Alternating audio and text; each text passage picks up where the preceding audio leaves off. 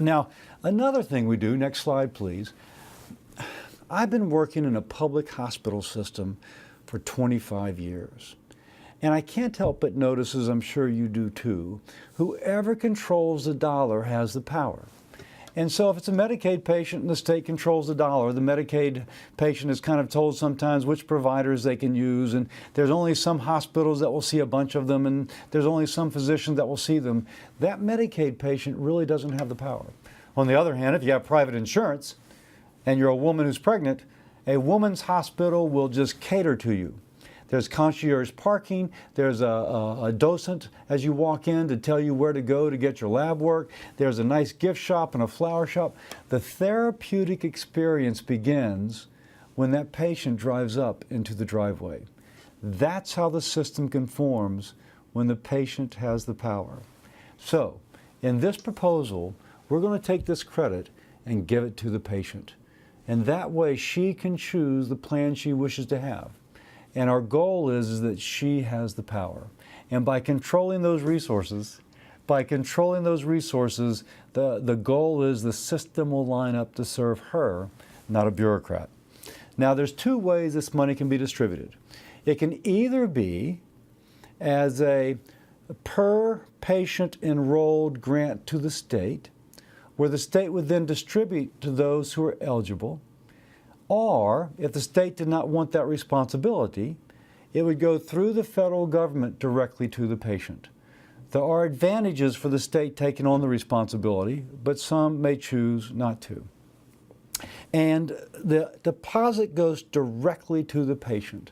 Let's go to the next slide, and this will show how the system works. The health savings deposit will go into a health savings account. Now, this is patterned after Healthy Indiana, where in the Medicaid program in Indiana, the state gives their Medicaid patients a deposit into that health savings account, and the patient becomes what is called in the academic literature an activated patient, meaning that she understands that this is her money. If she spends it wisely, there's more opportunities to do what she wishes to do. And if she fritters it away, she loses that opportunity.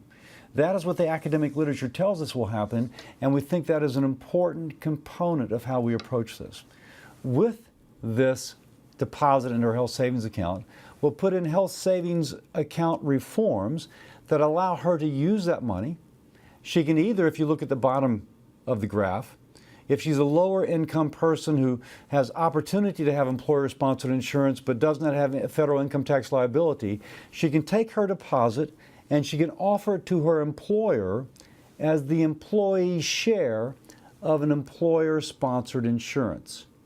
Lower income people often cannot afford the $200 to $400 a month required to participate in employer-sponsored insurance. With this credit, we don't consign this lower income person to Medicaid.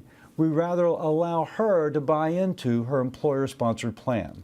If you go on the next box up on the far right of this slide, we also do something that is inspired by conversations with those in this hall where you are sitting. We would allow her to directly contract with a provider care network.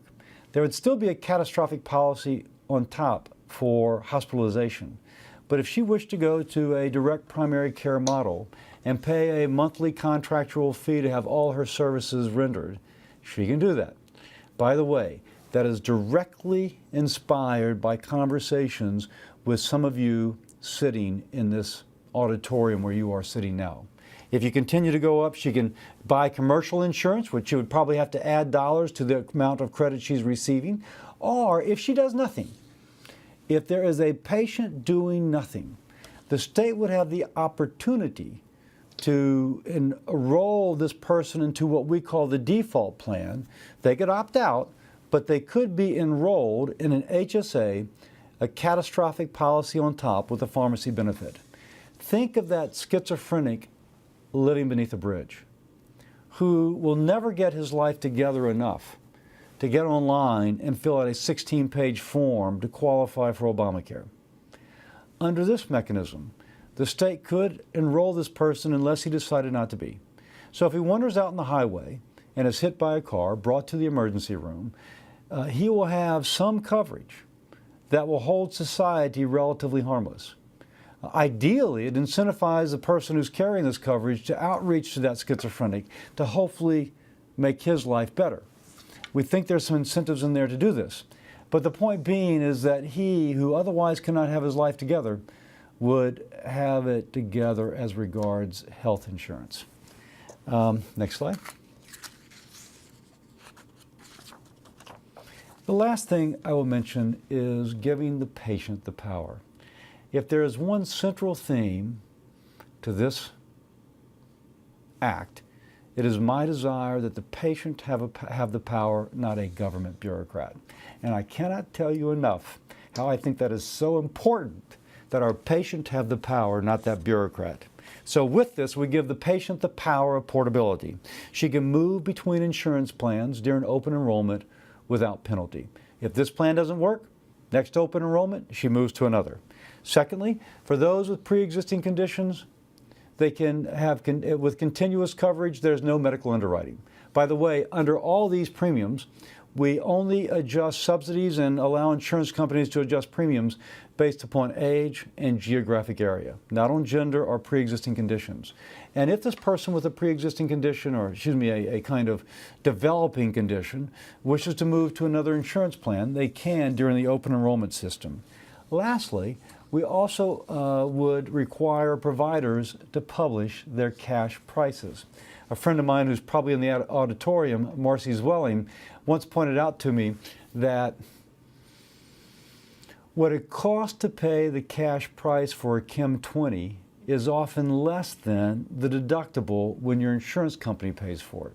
She also brought to my attention a LA Times article that showed that the cash price for a CT scan of the abdomen varied between $250 for the exam and $2,500 for the exam. But there was no way for the patient to know that. It took an investigative reporter to know. But what Marcy has told me she does is she'll call her local hospital and say, "This is Dr. Zwelling. I have a patient who's paying cash. I need your cash price." Now, would everybody have a physician such as she and such as you who would intervene on behalf of your patient to get that cash price? That is not the case. In fairness, our physician colleagues are swamped by having to see enough patients today to meet their overhead and to make a living.